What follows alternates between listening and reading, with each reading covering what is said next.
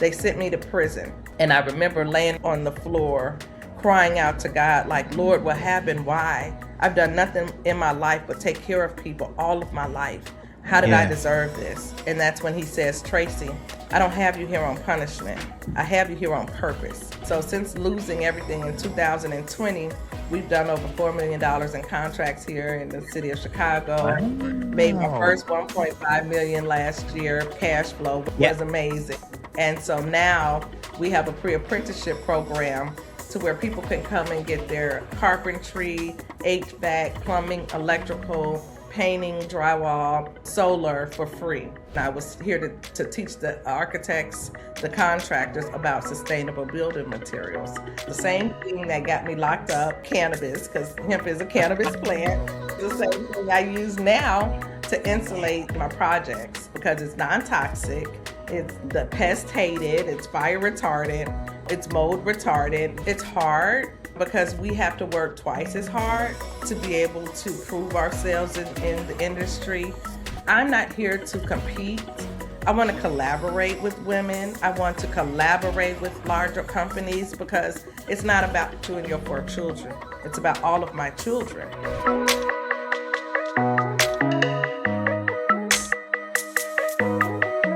Every leader has a story to tell, and the Safe Leader podcast uncovers the diversity story behind leading figures championing change to make our world a better place. Join me, your host, Mark McBride-Wright, as we hear from business leaders, academics, entrepreneurs, and agents of change as they share their journeys of innovation, resilience, and transformation. Together, we explore how they embrace the principles of safe leadership, sharing, acting, feeling, and empowering to create safer, more inclusive environments for everyone.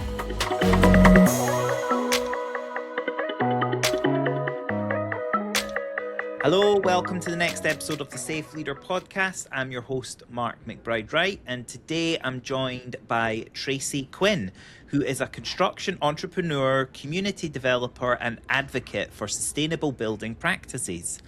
As CEO of Pink Hat's Construction and Development Group, she leads residential and commercial construction projects with a focus on innovation, environmental responsibility, and creating opportunities in underserved communities. Alongside her work in construction, Traci has built and led multiple businesses around healthcare staffing, consulting, logistics, and community development.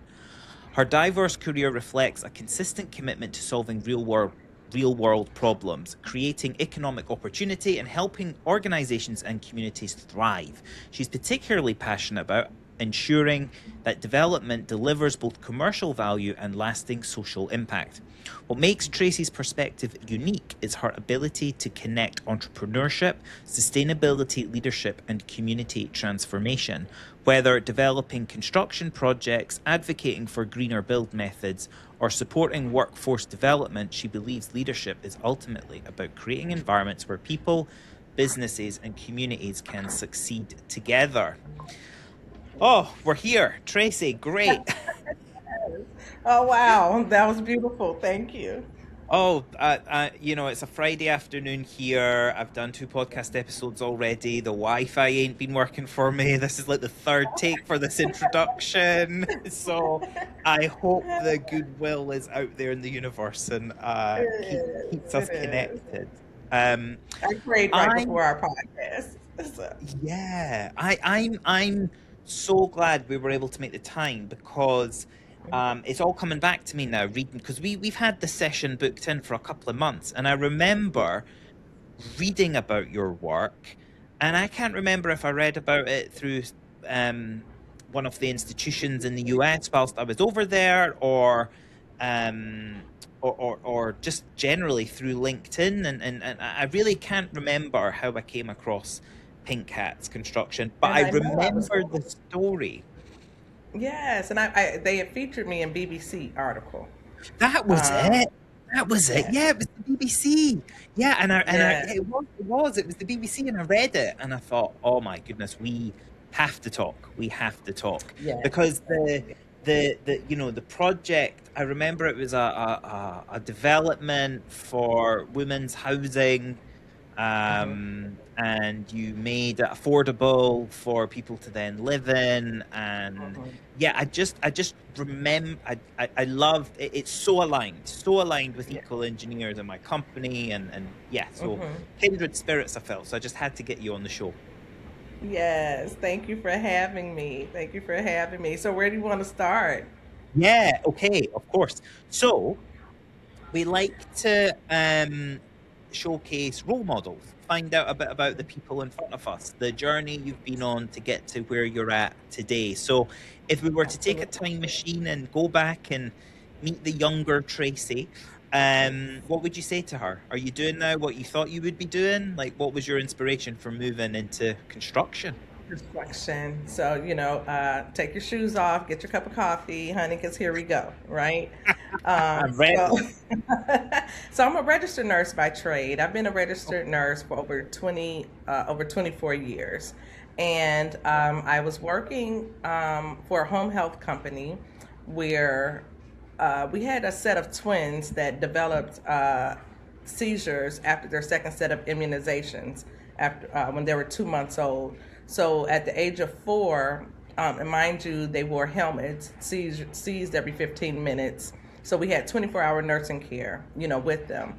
And one day, one of my nurses called me because I was the director of nursing, and said, "Miss Quinn, we need to call Child Protective Services because the mother wants to put these babies on cannabis oil."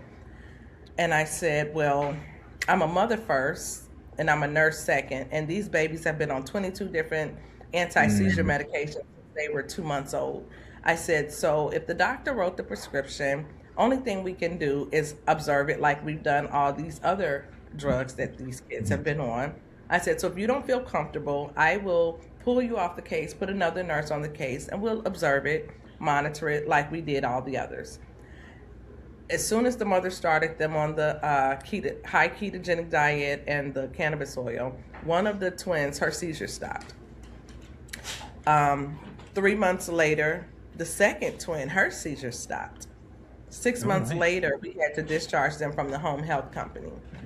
And that started the questions in my head. Well, what is so wrong about cannabis? What is the problem? It literally healed these babies to now they're in school, playing, living their best lives, thriving on a playground.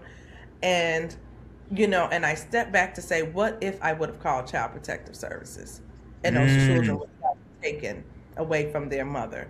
Oh So I yeah. started like researching cannabis, talking to the farmers in Northern California, because I was in California at the time.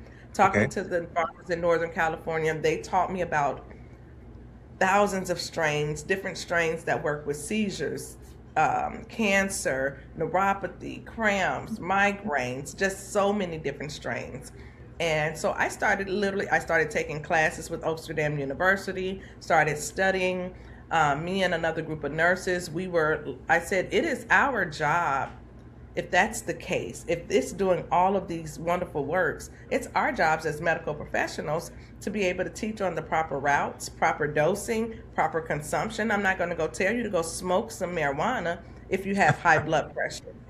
I'm not going Yeah. to tell you if you have a liver problem to go eat an edible because your liver is not going to metabolize it the way it should. So it's our Yeah. role as medical professionals to teach on the medicinal benefits and the proper routes of consumption. So I ended up opening up a dispensary, and we ended up getting lots of refugee patients. And when I mean by Okay. refugee patients, because in the United States, you have some states that's legal, and during that time, most of the states were illegal. California was legal at the time, so they would come to California with their children with autism, leukemia, cancer, different ailments. And I remember a young girl who had leukemia, and they sent her tumor to Israel, tested it on 100 different strains of marijuana, and all of the tumor, with all of those tumors in the marijuana, it died. The cancer either was dormant or it died. So I was literally in the research and development in the cannabis industry. So to make Wow. a long story short, driving when you open up a dispensary, they tell you how to travel with your medicine, how to label it, properly package it. You have to have a manifest, just like you travel with any goods, and letting them know exactly where it's going. So I was taking my daughter to school, back to school, and I knew I needed to pay her tuition.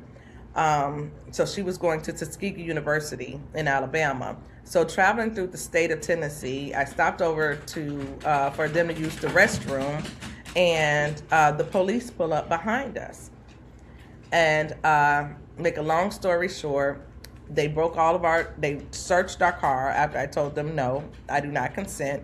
They searched our car, broke my locks off all the luggage, saw that there was marijuana, in the luggage, locked. I gave them my nursing license, my dispensary license. I gave them where it was going, everything. But we all got arrested. They arrested me and my daughters. And they said, they put marijuana on my daughters, myself. And I said, no, I don't consent. I said, because I was not here in your state dispensing any drugs. I was not selling any drugs. You see exactly where it was going and what state it was going to. So no, I do not consent to these proceedings. Make a long story short, we bonded out, going back and forth to court. They ended up changing my court date because I'm considered now an out-of-state defendant. They changed my court date on me, made me fail to appear. So my original court date was August 9th. When I received my discovery, it said that on July 2nd, the clerk stamped it that I failed to appear on July 9th. My court date wasn't until August. Right. They sent bounty hunters after us. The girls in jail said they do this to us all the time, so we could stay here for 30 days, and then they let us go. I'm a mother. I have a business. I'm an entrepreneur. I'm taking care of my sick dad. I have 4 daughters. I don't have 30 days to sit in someone's jail just because you all want to make money on us, right? So yeah. I filed liens on the judge, the DA, my bondsman, my attorney, because they were all in cahoots. Right. And I said, you all can't marijuana is decriminalized here. You all can only hold me for 6 months. So I told my daughters, I'm going to fight this. You all stand strong together, stick together. I'm going to fight this. I don't care how long it's going to take. They cannot make me consent to something that I did not do. Yeah. Well, when it was time, 6 months went by. When it was time for me to be released, I had a packet this thick, 16 sealed indictments for filing fraudulent liens on government officials. They sent me to prison. And I remember laying on the floor, crying out to God, like, Lord, what happened? Why? I've done nothing in my life but take care of people all of my life. How did I deserve this? And that's when he says, Traci, I don't have you here on punishment. I have you here on purpose. He said, number 1, I want you to see the injustice of the justice system. Number 2, I want you to shift the mindsets of the women in here. And number 3, when you get out, I want you redeveloping my underserved communities. Okay. I said, okay, Lord. I said, I get it. I said, okay. So I'm like, okay, well, if Jesus went, if Paul went, if Joseph went, then, hey, I said, then, who am I? Who am I to so, and God had me there for a reason. And I saw there were so many women that were innocent in there. Yeah. Number 1, from the injustice of the justice system. I saw that there were many women in there that were taking raps for their boyfriends. And so I was literally in there starting businesses, telling these ladies, like, look, you guys clean, you sell so good, start your business. Have your mother and your loved one to open up a bank account, create your business name, get an LLC, an EIN, put $100 in a bank account. Then that way when you get out, you'll have so I was more good in there, than they, So I was making a difference. And one day, going to prison, they ended up sentencing me to 8 life sentences. 8 life sentences? 8 life sentences for filing liens on the government officials. Wow. And I said, and at that time, what could I do? I'm like, Lord, it's not fair, it's not right, but if you have me here, maybe it's somebody in here that you need to make a difference with outside of my family, outside. So I couldn't do nothing but cry and get comfortable in there and know that God had me in there for a reason. Well, one day, March 3rd, 2020, I had a dream that Godzilla and Godzooky, I don't know if you're old enough to remember those two, but they were walking and their tails were swinging back and forth, and it was knocking down buildings downtown. And I woke up and I called my mom. I'm like, Mom, I had a dream that Godzilla and Godzooky were knocking down buildings, and we laughed about it. The next morning, I had another dream that me and all of the inmates, we were watching a movie in prison, and when the movie was over, they left, and someone took my shoes. And I'm like, oh my God, where are my shoes? And I said, somebody took my shoes. And there were two kids, a boy and a girl. They were going through this bin, and they picked out a pair of black shoes and handed me some shoes. And there was another lady that looked like Michelle Obama. She was sitting on the ground, and she said, come here, baby. She said, you don't know me. She said, but I'm from administration, and they're going to offer you 8 hours time suspended, and you'll be done with Tennessee. Now, mind you, they had already given me 8 life, right? So that same day, a tornado hit Nashville, Tennessee, knocked down a lot of the buildings. Wow. And when I looked on the news, the tornado was in the shape of Godzilla's tail. Oh, wow. That was March 4th, 2020.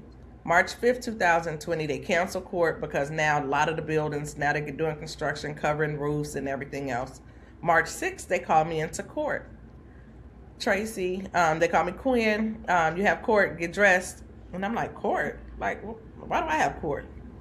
Get to court, my attorney says, well, we got good news and then we got bad news. I said, well, start with the bad news. I'm already here for life until I die 8 times over. So what, I got 9.5, 10, I'm what, you know. 1,000 years old. Right, like how many times can I be, you know? And she said, no. She said, they want to offer you 8 years time suspended, and then you'll be done with Tennessee. Now, mind you, my dream with the lady that looked like Michelle Obama said 8 hours. And I said, so you mean to tell me if I sign these papers right now, I get to go home and be with my babies, you know, go home and be with my babies? And she said, yes. I said, well, the only reason I'm going to consent and sign, I said, is because God had to show me it's time for me to come out, and it's better for me to fight on the outside than I can on the inside. I said, okay. So I'm going to sign. So I got out March 6, 2020, and all of a sudden I'm hearing all of this coronavirus. Yeah, I know. I was waiting for that. I'm just thinking, you took me back 2020. I'm waiting for the next 10 in your Trump story. Shuts the world down. Yeah. What? No. What do you mean? I just got out. I've been sitting on steel toilets, laying on concrete floors. COVID better be scared of me. I'm not scared of no freaking COVID. And now, but it's something strange going on, and I couldn't put my hand on it. And I'm like, now they're paying people to get these vaccinations. They're paying people to you know, to go in, and it's weird. And I'm like, and I sat on the Associated Partners of Infection Control for 5 years as a registered nurse. And I said, a virus, corona is a virus. It's going to mutate, it's going to morph in your body, and it's going to eventually die and get out, just like any other common cold would. I said, so something's going on. So I wrote the nursing boards. I was embarrassed because now I'm out with the felony behind my name. And I said, I've been a registered nurse for over 23 years. I said, I've been working in ER, ICU, trauma, and as a triage nurse on the front lines. If you're willing to give me my nursing license back, regardless of the felony, I'm willing to stand on the front lines and fight this COVID. So with that, I got my nursing license back. Oh, amazing. But I did not go back into nursing. Because constantly in my mind was God telling me when I was locked up, I need you out here redeveloping my underserved communities. Yeah, and that's how Pink Hat Construction got started. I see. So from there, I started my construction company. My family owns a lot of properties throughout the city of Chicago. So I started off kind of like with those properties. I did a roof, a roof that was in Gary, Indiana. I hired a roofing company. We did their roofs. And from there, I started noticing that just because somebody says they know construction doesn't mean that they know. And when you hear them say that I can do everything, run. I got, Get suspicious. I'm like, so I have garages leaning like this, and I'm like, okay, what do I need to do? So I started taking classes. I enrolled myself in all kind of courses, basic core construction with Clark Construction, Turner. I started taking every class that I could because as a woman, I was being taken advantage of. They knew I didn't really know what I was doing. So I had to get to a place to where I knew what I was looking at, and I ended up having a contractor working with me who said, Traci, I just want you to know what you're looking at when you go into these buildings, when you're going into these properties, know what you're looking at so you can correct your contractors if you see something off. So I finally got to that point. And so since losing everything in 2020, we've done over $4 million in contracts here in the city of Chicago. Wow. Made my first $1.5 million last year. Cash flow I didn't hold on to nothing, but just to be able to see it go through the account was amazing. And so now we have a pre-apprenticeship program because I saw the need that we have this, sometimes you have the skill sets, but you just may need a little bit more training, or a little bit hands-on. So I opened up the my pre-apprenticeship program to where people can come and get their carpentry, HVAC, plumbing, electrical, painting, drywall, solar for free, and they can get their hands-on training, and they can become apprenticeship, whether through the union or if they want to stay and work with Pink Hats. It's to help our communities because it's a lot of money can be made in the construction trades, as you know, and then also in healthcare. So you'll always have money in healthcare and always in the trades. So how big, how expansive is the Pink Hats construction now? Like how many people are you supporting? So how many projects? So right now I have about 4 employees. And then I hire, then I have a crew of about 9, and then I hire subcontractors as well for larger jobs, and I sub out a lot of the mechanicals. And how have you found like opportunities coming to you and just the general business development side of things? Because constructions can be a hard place to make good profit in. The margins are thin. It depends if you do private sector or public sector, and you want to get things through government routes or other routes. So how are you handling all that? So a lot of number one, I'm a part of an organization called Black Contractors, Owners, and Executives, BECO. Okay. And with BECO, we come to these meetings, and they have a lot of the stakeholders, whether it be CTA or people that own Bally's casinos, those different larger projects. They'll come and explain the opportunities. Why? Because they have to have a minority participation, right? So they look for organizations like HACIA, the Hispanic organization, or Black contractors, to be able to give us a portion of those contracts. So a lot of times it's referral, referral basis. So I really have not been out here really truly bidding a lot, like most contractors. A lot of them have been, based on referrals.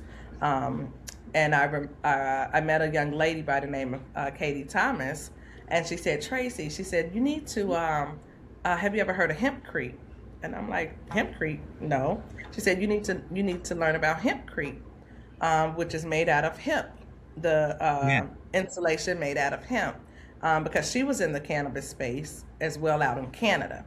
And she's like, I met these guys, and there's a guy from Canada that's making these hemp blocks. I really want us to go to a class.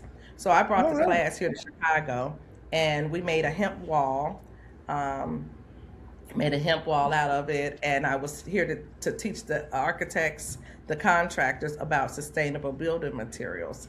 And so the same thing that got me locked up, cannabis, because hemp is a cannabis plant, is the same thing I use now to insulate my projects, because it's non-toxic. It's, the pest hated, it's fire retardant, it's mold retardant, not to say Yeah. that mold won't grow, because anything that's just sitting in the wet elements, has an opportunity to, to grow mold, but it is mold retardant. I can say that, depending on what you're using. So with that, I did insulate that 30-unit building out on the west side of Chicago with him. And so my job now is to just educate our stakeholders on the benefits, beautiful benefits of a non-toxic insulation. Yes, I remember either that being in the BBC article and then it taking the full circle narrative, or maybe reading about it further when looking up further about Pink Hats. So tell us about the name of the company. I mean, it sounds obvious, but what inspired the embracing the gender difference quite boldly? Yes. So a friend of mine that I was dating at the time, and a pastor, he had invited us to a development meeting out in the south suburbs of Chicago, and talking about there needs to be a lot of development. Well, my mentor, Melvin Bailey, he leaned over. He said, "Traci," he said, "you need to start." He said, "Women's development. Let Brian do the construction." He said, because they're giving a lot of projects and monies out to women developers. And I said, okay. And so I had a friend of mine who was with me at the time.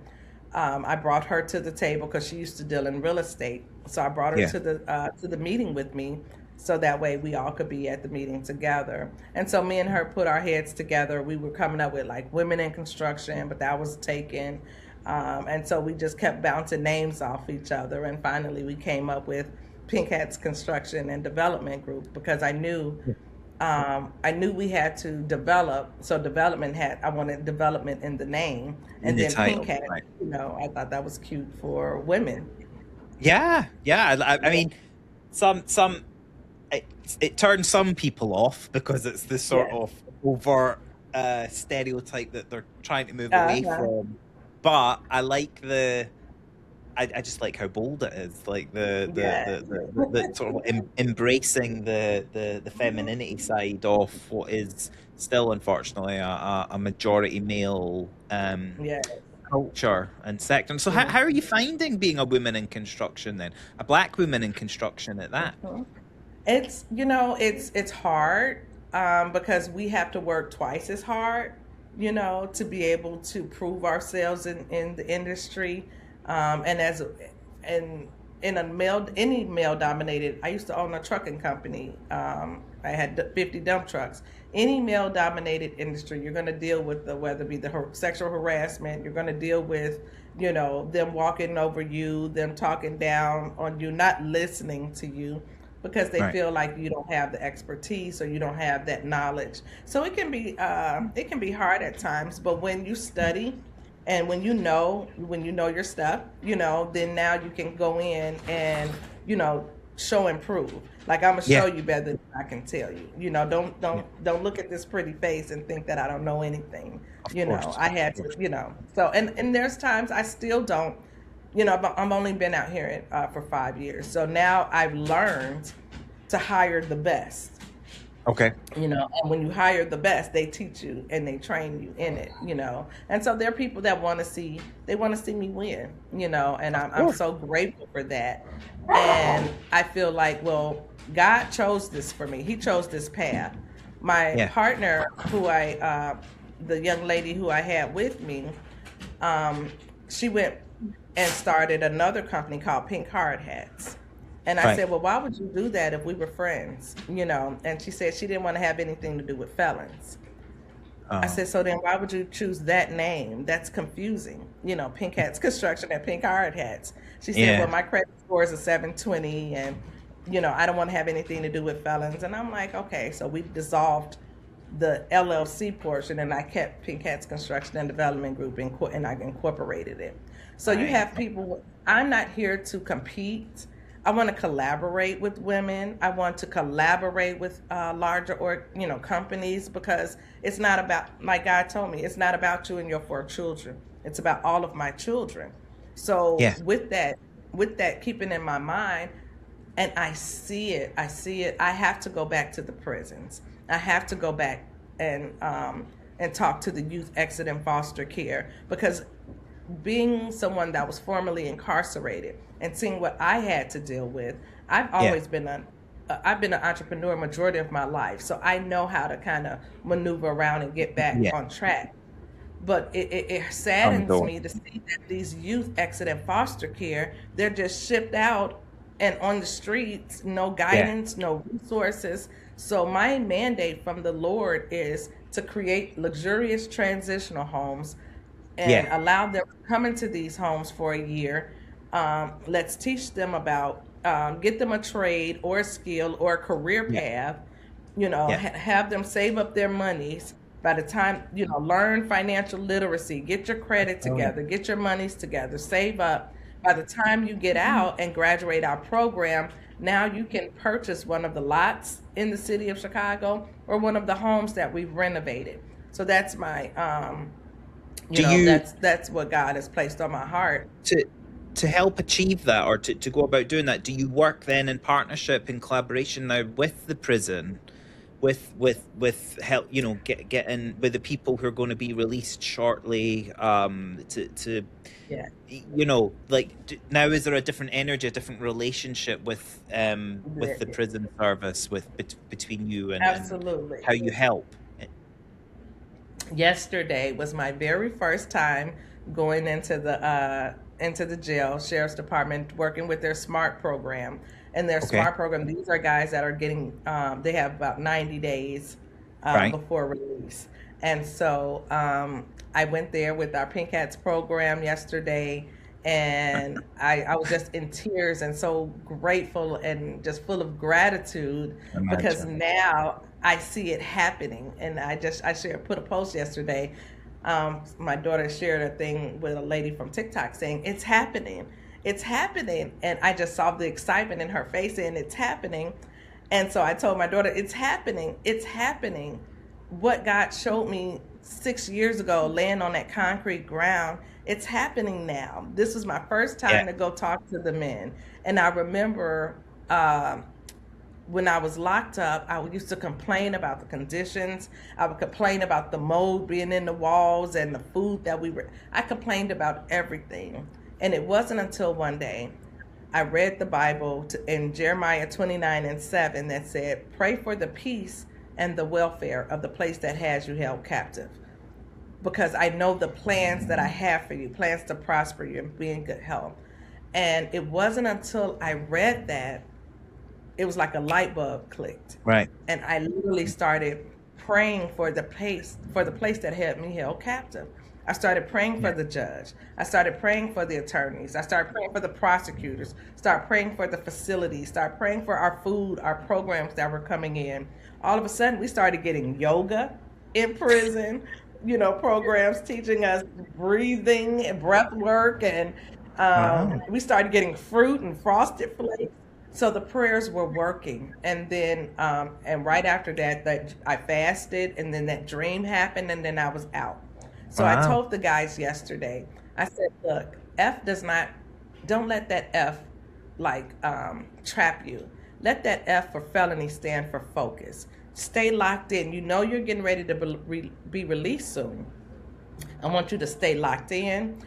If you have to close the door and not go outside and play cards, or go outside and lift weights, lock yourself in for these next 30, 90, whatever days until you get out. Create you a business plan. Put it in Yeah. your mind that you're going to be committed to yourself. I said, because at the end of the day, God has you here on purpose. He disciplines those that he loves. He wants you to keep someone else from coming into these doors. Yeah. So Yeah. get a commitment letter. So I made them write a commitment letter to themselves and to me, Amazing. that they would be, that they're going to stay committed to their purpose. Whatever Yeah. God, I said, it doesn't have to be my program with Pink Hats. whatever God placed on the inside of you to do. It could be writing, it could be in film, it could be driving trucks, it could be in cleaning, culinary. Write on there what it is that you think that God placed on the inside of you to do. And it is my job to help guide you down that career path. Reach out to me when you get out. I said, but if I can't stress anything more than what I'm telling you now, pray for the peace and the welfare of the place that has you held captive right now. So which means you have to pray for this facility, your inmates, your cellmates, your attorney, your judge, and watch what happens. And I guess that's also, well, it's also even if you're not religiously inclined, like even if you're, what the message you can take away from that is start to build up some not holding any grudges, even in a place where you've been pushed to your most extreme and you have literally had your freedom taken away from you because of whatever reason that led you to be in there. Come back into the world, or the outside world, just with that gratitude, with that positive mindset, with that hope, and look forward, and not be begrudging and negative and bitter. And and I've never been incarcerated, but I can only imagine what it like. The resilience that you have to build. Resilience isn't even a strong enough word, I don't think. Like it's a fortitude. You know, it's like I can only imagine. And especially when they give you a life sentence, you become comfortable. You have to. You become comfortable. Survival mode kicks in. Hatred kicks in. And the judge upon the sentence, he also made me take a program called Celebrate Recovery. And Celebrate, I didn't want to go because I'm like, I'm not an alcoholic. I don't do drugs. I'm not none of that. But Celebrate Recovery is hurts, hang-ups, and habits. Okay. And hurt, I had suppressed so much hurt throughout my life. You know, I was developing a hatred for the justice system, for the judges, the police officers, people that did me wrong. I didn't even know that hatred had crept in. I'm always a positive, happy, go butterfly, lovey person. I love love. I love everything about love is me. And it crept in. And I remember them making us go all the way back that we could remember the first person who ever hurt us. And up to the point to where we were there, write all their names down and say, hey, you hurt me. This is how it made me feel. And I forgive you. And then we had to go all the way back to when we hurt the first person that we thought we hurt or we hurt. Write down, hey, I hurt you. You know, I don't know how it made you feel, but I apologize. Please forgive me. So forgiveness was key. And once I got that forgiveness and that love kicked in and that gratitude kicked in, Lord, I've never had anybody wash my clothes 3 times a week, feed me 3 times a day, take care of me, roof over my head. I can lay back, kick my feet up because I've been taking care of people for 20-something years. I'm chilling. I'm okay. So once I got that gratitude and being thankful for every single thing, everything. That's when things started changing. The guards would come to me and say, hey, Traci, please pray for this girl. She's out of control. I don't know what to do with her. I would have lines in my cell block for people coming for prayer and just for me to make a change. So I get it now. I really get my whole entire journey, and I don't regret not one bit of it. You know, the time that I was away from my babies, yes, because I've always been a single mother taking care of my children. So that hurt a lot because I was not in control.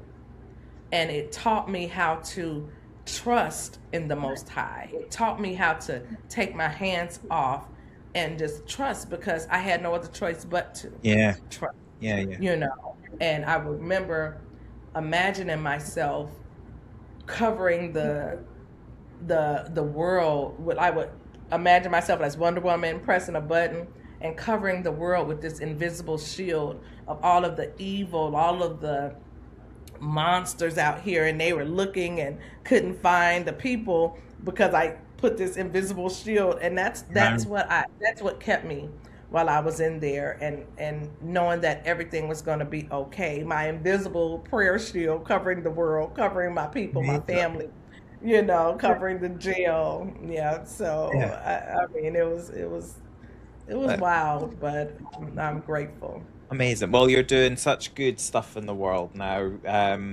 So yeah, I'm really interested to keep watching from afar, find out how Pink Hat's construction is growing and the impact that you're having.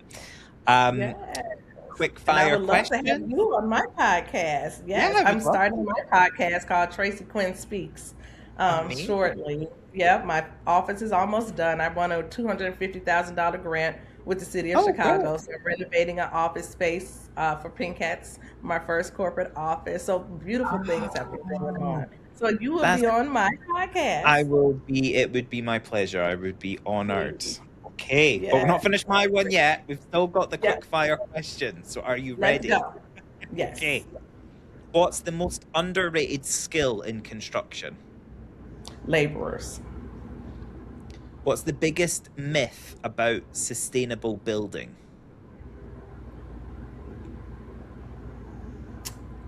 That is not sustainable. What's the favorite project you've worked on? A church. And, What's a church.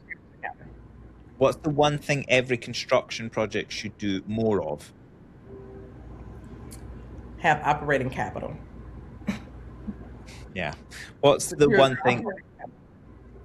thing every construction project should do less of? Underpay. What's the best leadership lesson you've learned? To listen. Most memorable career challenge? Having to fire contractors, losing over 120,000 to correct some work that should have been stopped in the first place. Yeah. What's your ideal way to spend a day away from work? Lately, it's been the beach for me, by the water. Nice. And finally, what's one word that sums up great leadership? Love.